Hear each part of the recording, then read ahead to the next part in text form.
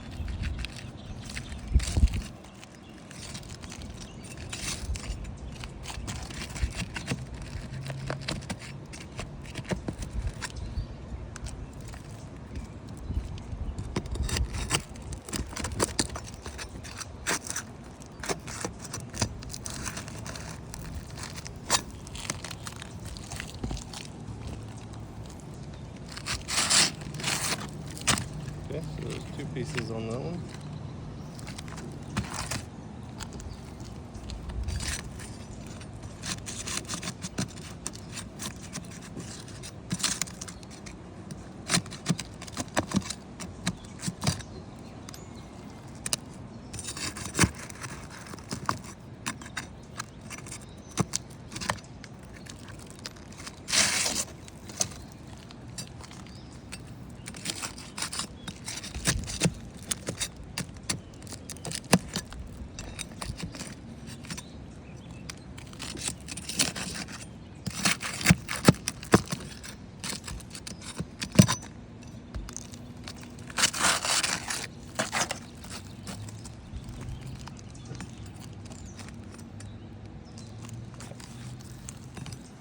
So now we're gonna reinstall them,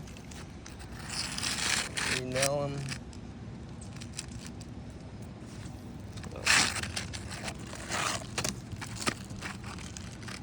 And this is just to simulate.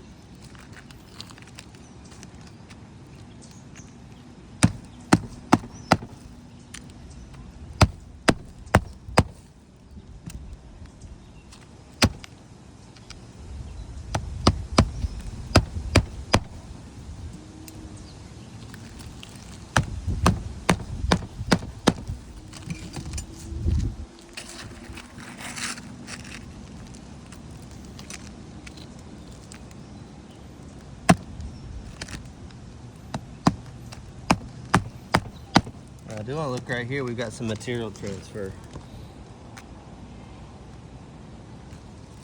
Right there it should be. Yeah, so it's from right there.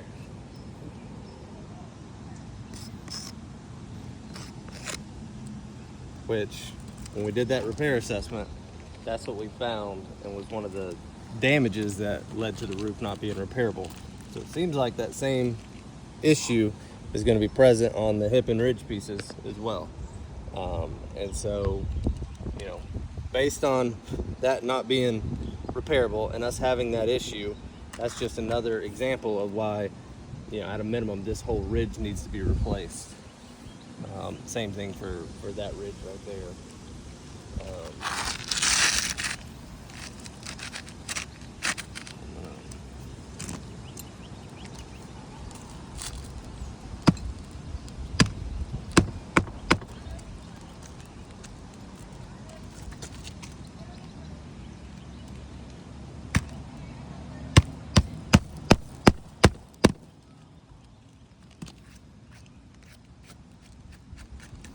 There wasn't a bunch of creasing necessarily, but we did have that material transfer, which is going to be present on all these.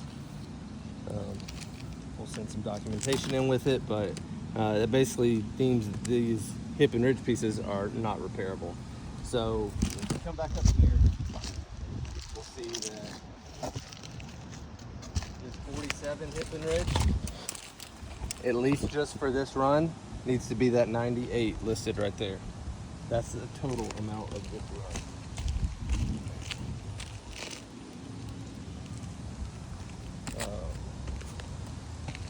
And then we'll come over here. We've got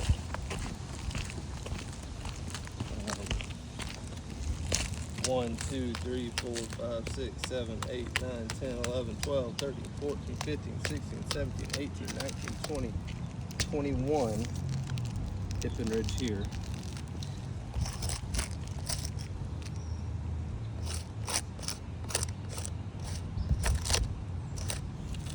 Now, proving that the hip and ridge is not repairable, it means we're gonna have to replace all of this hip and ridge all the way up through here.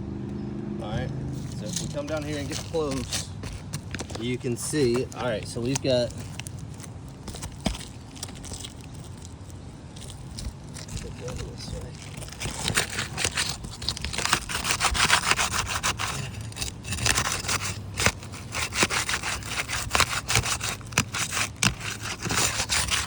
we got this shingle right here.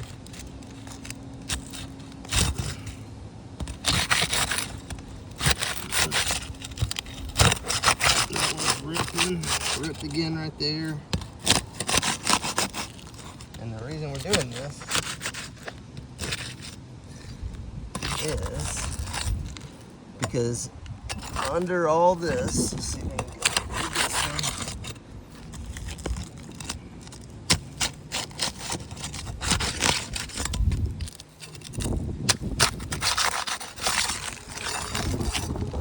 Pull these back a little bit. You'll see right here where this is bracketed out, we've got a shingle under all these shingles. All right, so what that's gonna do is because of these hip pieces that we have to replace on this ridge, they go under this shingle just like that. You see, in order to replace these shingles, we will have to remove this shingle right here. All right. When we do that, it's going to do a number of things. All right. It's going to, so this is that little bracket we had, that little stair step.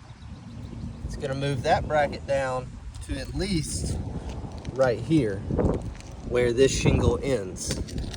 All right, so this shingle comes all the way down, and then if you look right here, you see the seam. So that's where that shingle ends. All right, so in order to properly replace this slope and these hip and ridge pieces, we've got to go and it ties in right there. All right, then we got to come down and we follow this shingle all the way down to where it ends, and then it extends up 12 inches. I'm gonna get approximately 12, it might be more, let's see.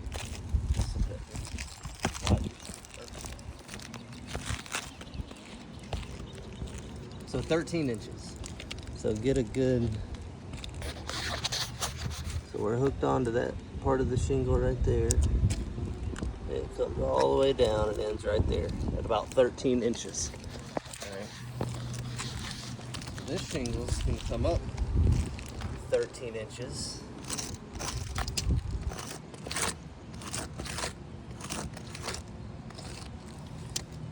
Which means to do a proper repair, we got to replace these hip and ridge pieces.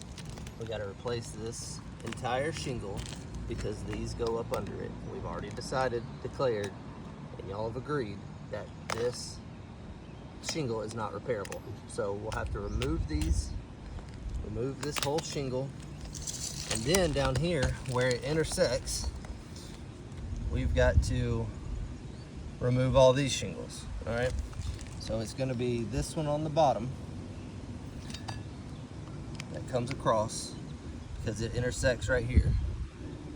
So this one, at a minimum, right here. However, while we were up here just trying to loosen these up so we could get a view of the shingles that are already damaged, we had a couple things happen. We had some shingles rip. All right. I thought this one ripped, but maybe it didn't. Oh yeah, it ripped right there. It ripped right there. Let's get close.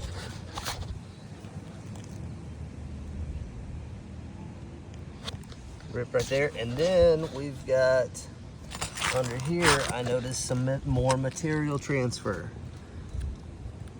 And so what happens with material transfer is a piece of this shingle gets stuck to this shingle and it transfers down. All right, the reason that's significant is because if it happened right there, when we go to remove this shingle, the shingles underneath it are going to be damaged. And so what I want to do now, and we'll take a break from the videoing so the video is not super long. I'm going to take this yellow and I'm going to mark out the new line that we're going to be faced with, because like I said, if we keep going,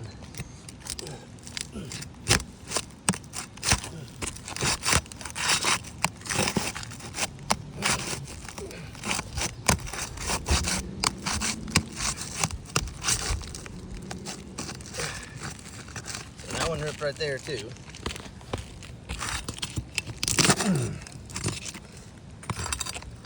Look underneath.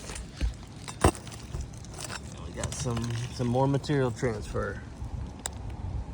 Can you see it? No, I can't. Yeah. All right, underneath. All right, so we're gonna have to keep coming down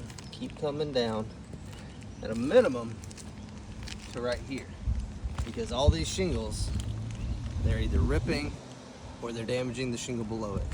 So like, we know in order to remove this shingle, there's gonna be some damage onto these shingles. All right, and then we get into, we've got more,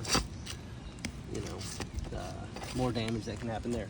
But I don't wanna get too lost in the details. So what I'm gonna do now, I'm gonna take this yellow chalk and I'm gonna map starting from right here, which is a minimum. I think the whole slope needs to be approved, but we'll start from right here just to map it out and show like, hey, all these shingles are the ones that are gonna be damaged.